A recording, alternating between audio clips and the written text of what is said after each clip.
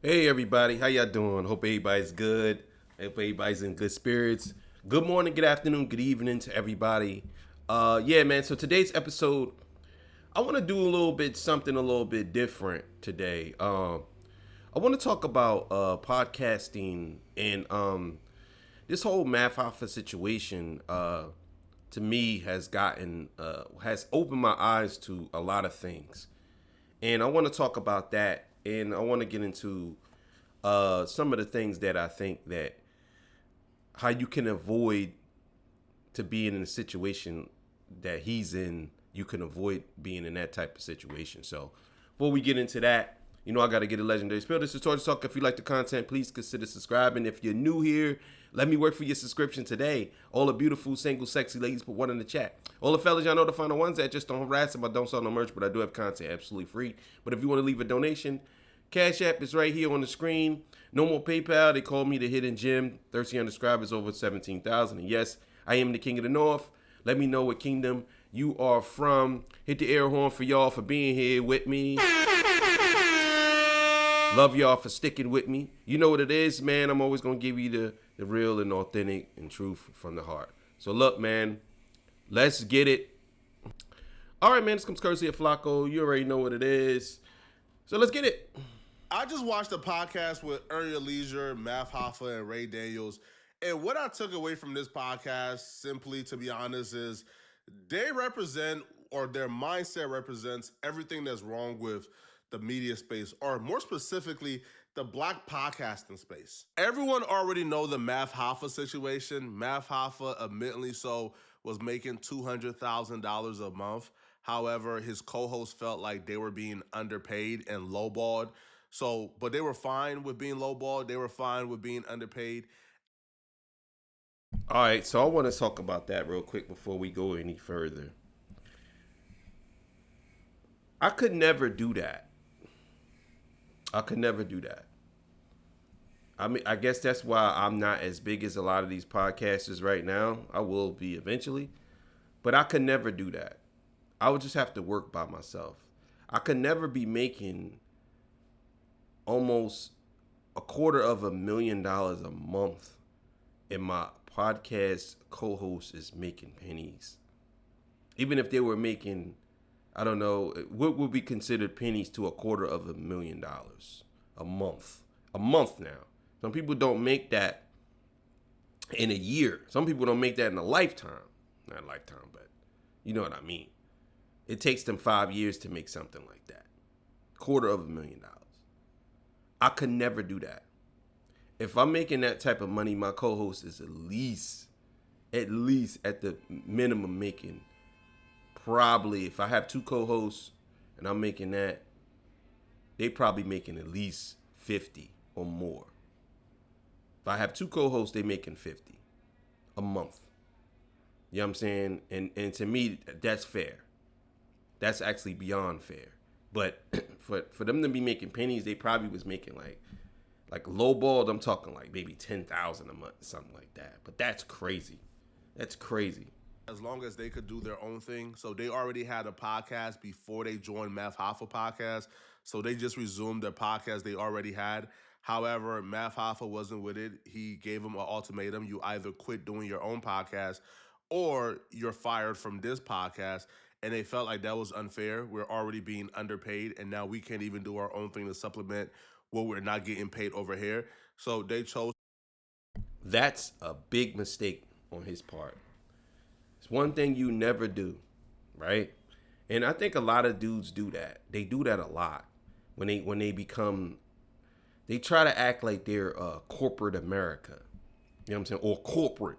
I ain't gonna say corporate America. I'm just gonna say they try to act like they're a corporation. Dog, you a street dude who has a podcast. That's it. You're not a corporation, bro.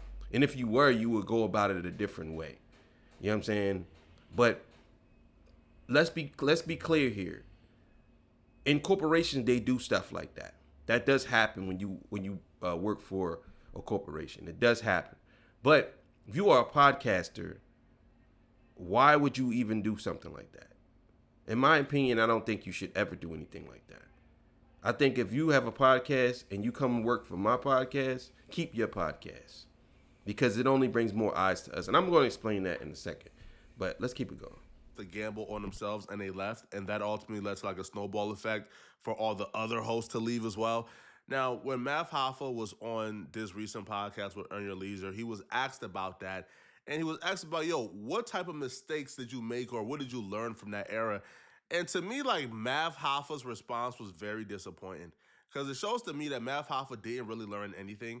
And all the other dudes in the room also shared how they're equally as horrible as Math Hoffa. About it in retrospect, but looking forward, right? Number one, where does the show stand going forward? And knowing what you know now, what's the biggest lesson that you've learned going forward to say, all right, I know we made a mistake there, there's some accountability. Going forward, this is what I'm doing. No compete clause. Non-compete. Non-compete. You know what I mean? You know what I'm saying? Get the waivers out. And A non-compete clause is a contractual term that restricts an employee from working for a competitor or starting a competing business after their employment ends. These clauses are designed to protect an employer's interests, such as trade secrets, confidential information, and customer relations. Now, the purpose is to prevent employees from using knowledge gained during their employment to compete with their former employer. This is really sick and it highlights why everybody who Math Hoffa used to work with no longer work with Math Hoffa. But it's not just a Math Hoffa issue because everybody in that room agrees with Math Hoffa, and they actually explain why they should have also enacted their own non-compete clause. Again, this is what I mean. Like, so I understand certain elements of that. I do. I'm not going to sit here and tell you I don't.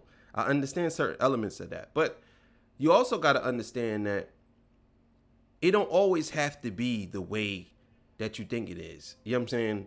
You can actually develop some type of clause on your own, and then you end up, you know what I'm saying? You end up implementing that. It don't always have to be exactly what the non-complete compete clause is mentioning. But I think people like Math Hoffa and other people, they just like total control. It really has nothing to do with the non-compete clause. I just think they like total control, and they don't want you to be making money off of their name. But if you have your own business before him, then it's not that you're making money off of his name, especially if your business is. Because see, the thing about podcasting is it's enough money for everybody. And I think a lot of people, they look at it in terms of owning like street terms, like owning blocks. Like I own this block, you own that block, stuff like that. But that's not the case. It's so many people online. And I think when you have that mentality, you bring that type of street mentality up into the podcast world, it's not going to work. And you're always going to fail. You know what I'm saying? That's just my opinion. In the case of Math Hoffa, these people felt like they were being underpaid, and they just resumed their podcast they were already doing before the Math Hoffa podcast. But for Math to look back at what happened and not say, you know what, I should have been more transparent, I should have paid my people more, maybe retain a better relationship with them, so even if the business relationship don't work out, y'all can still be friends and y'all don't have to come online and bash each other and engage in a soap opera. But apparently none of that comes to his mind as he looks back to think what he could have done better. The only thing he believes he could have done better is how to make their lives more miserable and restrict them when they decided to walk out and take a gamble on themselves. That's exactly what I'm talking about. Right there. He said it right there. That's exactly what I mean. What are we doing here? Like, you didn't learn anything from this?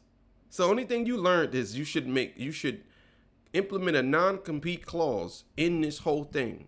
That's the only thing you learned. You didn't learn that maybe you should have treated your people who worked for you better and actually did more for them. And you lose everything because of your ego and your selfishness. I don't understand this. Like, what are we doing here? I'm going to tell you one thing that I notice about us, and especially black men. Greed really fucks us up. It really does. Like when we are greedy and we like want everything to ourselves, some of us, I'm going to be honest with y'all. some of us don't even need the money like that. A lot of people, they just want to see that they have a lot of money in their account. That's it. And that's me being 100% honest with y'all. A lot of people just want to see the money in their account. They don't really even have to use it. All their bills are paid. They're fine with, they might make $200,000 a year or a month or whatever. All their bills only come up to about $4,000 at the most. And they can't pay nobody else or do more for their family. They just want to make sure they got the money in their account. It's crazy. I'm telling you, that's how it is for most of us. A lot of black men in this space is very selfish. And they look at things from the street terms. That's just how I look at it. And I feel like anybody with that mindset, you're just an evil human being. If these people felt like they were being underpaid, they felt like, hey, bro, we're going to gamble on ourselves. It's no hard feelings. We're just going to start our own podcast because we feel like we're not being valued or honored here. And the first thing that comes to your mind is not how to make my friends feel more valued and honored, is how should I have restricted my friends and stopped them from starting their own podcast and stopped them from having success. To me, that's just crazy. But what's even crazier is everybody in that room agreed with Math Hoffa, and they even gave their own examples on how they should have made the lives of people who chose not to work with them anymore more miserable. But they also don't talk about how hard it is when you're dealing with, how many people was on there? It was like 7 of y'all. Yeah. 5. Okay, so 5 including you? Personalities. So, including me. So you're talking about 5 people, all with different personalities. All we as black men have been raised to want to be the man. It's like they don't teach us to be a part of it. So it's like, I could be doing it, or it's his, or it's, and nobody understands. Like, it's hard for you guys to be here and still be rocking. Y'all deserve credit for that, because it is almost impossible to build with most people because of their expectations of what, like, just because you outside and people celebrating y'all don't mean we winning. I mean, that might be God sending us a sign. That's the thing, man. I'm telling you, this is what I'm talking about. People, when you're a boss, people look at it from the terms of being a boss, and they don't look at it from the terms of the employee. It's the employer versus the employee. I'm not saying that you can't be, stand firm in your spot and lay ground rules, but you can't treat your employees like slaves. And I think a lot of these dudes have that same mentality that they complain about corporate America. They do the same exact thing. They do. They complain about it, but they do the same thing. Me personally, if I have a company, like, let's say for instance I have a podcast, I do, but let's say I have people working for me. I'm gonna be firm, but I'm also gonna be fair. And I'm going to be like, look, we're going to make this the best, because I want people to want to work for me. I don't want it to be where they feel like they're held captive, or I'm using them, or how would I say this? I'm basically doing what a lot of people do to people's emotions, and I'm emotionally keeping them around. You know what I'm saying? I just don't see why he would do something like that. In my opinion, like, I just don't think that that's a good thing. But I keep it going. And we're on the right path, but winning is when we reach a certain goal, and that's probably that's something to be spoken about, because I'm tired of it happening. Everybody breaking up. It takes discipline, man. It takes discipline, and you gotta respect and trust each other. But if you come from a cutthroat business where you expect people to be cutthroat, it's like those shadows are gonna follow you. Yep, you're looking for. I mean. Yeah, are you seeing those similarities, Ray? I'm gonna come to you because you come from the music industry. Obviously, you're in the content creation space now. It is a filthy game, man. You talking about the content creation? Yeah. Oh, I lost everybody.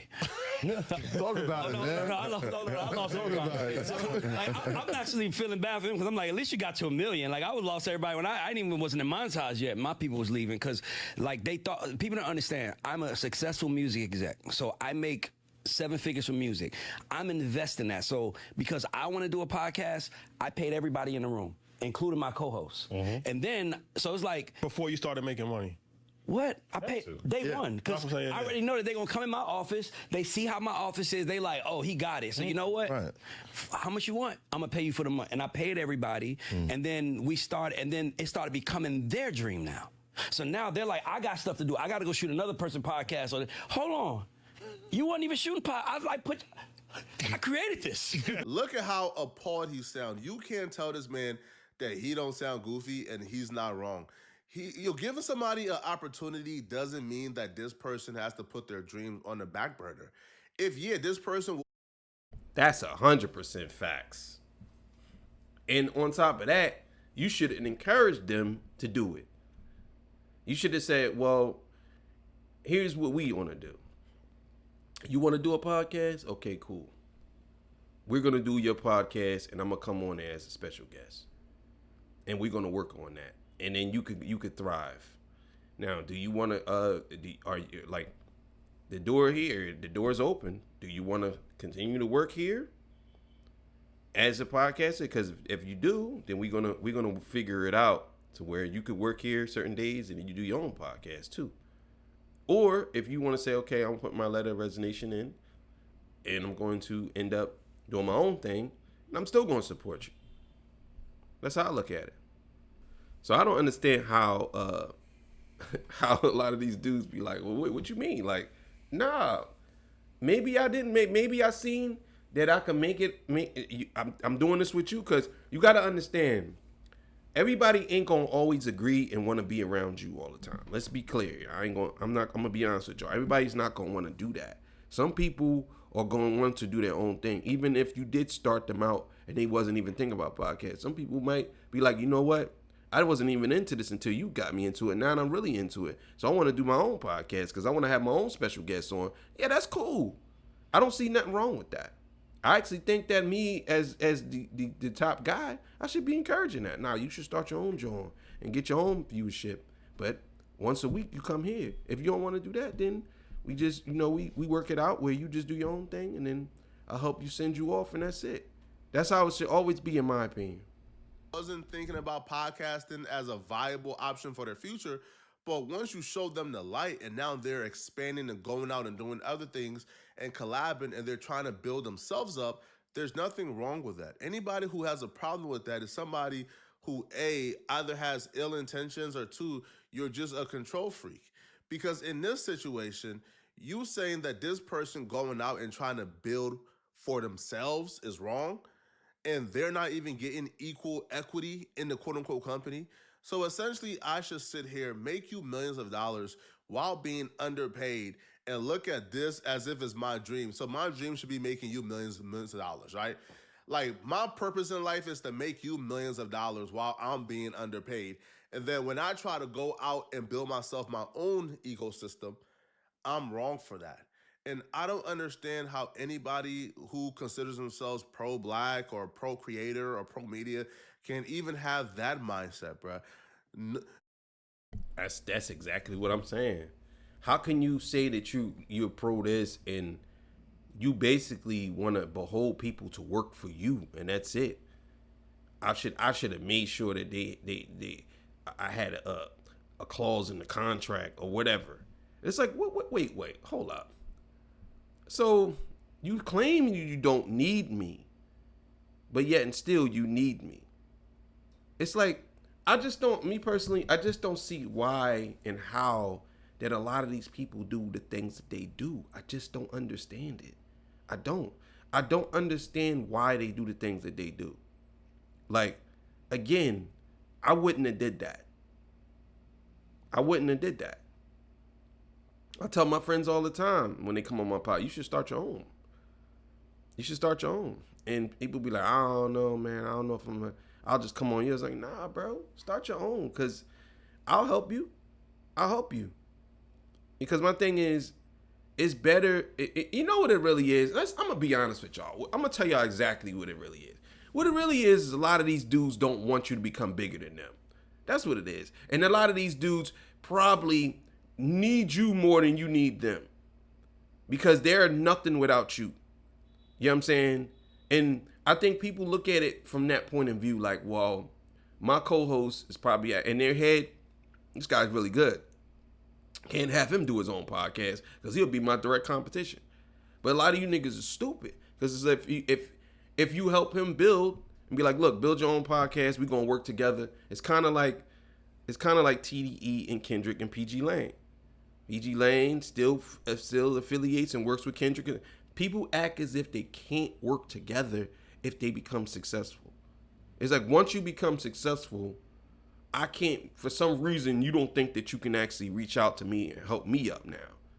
Like, I think a lot of people think like that, and a lot of black men think like that. You know what I mean? Yo, that person can only feed their family in perpetuity from what they built for themselves, yo. That person making you rich, making you millions of dollars, that person putting money in your pocket isn't going to feed themselves, bro. In the case of Math Hoffa, it was the Math Hoffa podcast.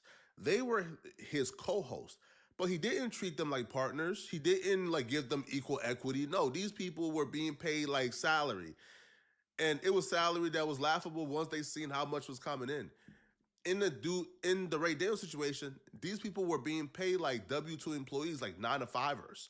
So to say that this person, their entire goals and dreams in life should be this 9-to-5 and to be how to make the Ray Daniels podcast, how to make that millions of dollars, how to make sure that your brand excels and your brand makes millions, but I'm not allowed to go out and chase my dreams and accomplish goals that I have for myself because you're paying me a salary to work on your pod. To me, that's crazy. Now, when Math Hoffa brought up an analogy, that's when it really hits me because he brought up drug dealing. And to me, what that strikes me as Math Hoffa never adopted from the drug game to the corporate world. This is how it works, though. But that's like, how, we don't think about that in podcasts. That's how it always And works. as soon as you said it, I'm like, yo, if I had my phone, I would have texted Chassis and Mike, like, non-compete, because it's something to think about. Because what people don't understand is I'm putting you, and we just said, it's like I'm putting you on my album. I can't take that album out of stores no more. It's like it's evergreen. Once I upload it, and if it got millions of views, I don't want to take it down because I don't mess with you no more. So it's hard to build in any space. Y'all want to be honest, you know what's hard? It's hard to build with broke people. And it's hard to build with broke-minded people. Yeah, that was the worst thing he could have ever said in my life. Like I can't believe he actually said that. I can't believe he said that. I can't believe it, like, bro. So basically, people who come and apply for a job, you saying that it's hard to work with them because they're broke. And what happens when you work with somebody that has more money than you? Should you be saying that because eventually, if you think about it, everybody's broke when it comes to certain people. Like I have a lot of money, right? Versus somebody that live on the street. Then a millionaire has more money than me. He looks at me like I'm broke. Then the billionaire looks like the millionaire as he broke. Then the trillionaire looks at the billionaire like he broke. What happens when it comes to you? Are you hard to work with if somebody has more money than you and they seem that you don't have that much money? That's why that statement is so stupid for him to even say. That's crazy. Broke-minded people, no, because even if you broke, if you got the right mentality, you gonna get to the money. Right. Broke-minded people is hard to build with because they don't understand. It's like when people say, them Jordans cost $20 to make. Why would you pay $150? Nobody factors in that somebody has to fly it. They have to ship it to the store. Somebody has to work at Foot. Like, all these people get paid to get the shoe to us, unless you want to go to the factory yourself and buy all the pants for $20. Like, Well, it's the a thing cost about of it, business. too, is that very few people want to be an underboss. Tell her, Rashad, nobody does. Very few people want to be an underboss. Like, when they get the underboss position, they want to become the boss. Yes. Right? Because they see the line. That's the purpose, is to become your own boss. It's not that they want to become, they want to become the boss. But if you work for me, you can't become the boss. But if you work for yourself, you are the boss. And that's what you should be pushing for. You should be pushing for, you have people who worked for you and now they're their own boss. That's how it goes. You know what I'm saying? If y'all work out the contract where y'all, you get it residuals or whatever, I don't know how you want to do that. But if you don't, doesn't matter. But I think a lot of people, they do this and this is what happens. You know what I'm saying? Stuff like this. Even if it's not what they even if that's not the reality, it's what they think is reality. So they're like, see one part of it. They they're don't like, see the- I want to do this for myself. I want to experience this. I want to go to this party and get treated like Right. this myself. But they don't realize like you're undercutting what we're all working Right. toward. Right. You know what I mean? Like, It's a selfish mindset. Yeah. right. Yeah, If we have an interview show and you go create an interview show, what's happening here? You know what I mean? Like I used to sell drugs. You know what I'm saying? Okay. So I'm looking at it like, It's my block now. what's happening here? You taking the work where? Yeah. What? Nah, bro, I ain't getting piece of. What you doing? You cut me? Nah, you cut my legs. Yeah. It happens every time. It's ego, it's discipline. My man Derek Falcon said something important. He's like, sometimes being number two is being number one. Yeah. This is everything that's wrong with the podcast. That's crazy. I ain't gonna sit here and lie to y'all. That's out of control for you to even say. Like, bro, you gotta understand.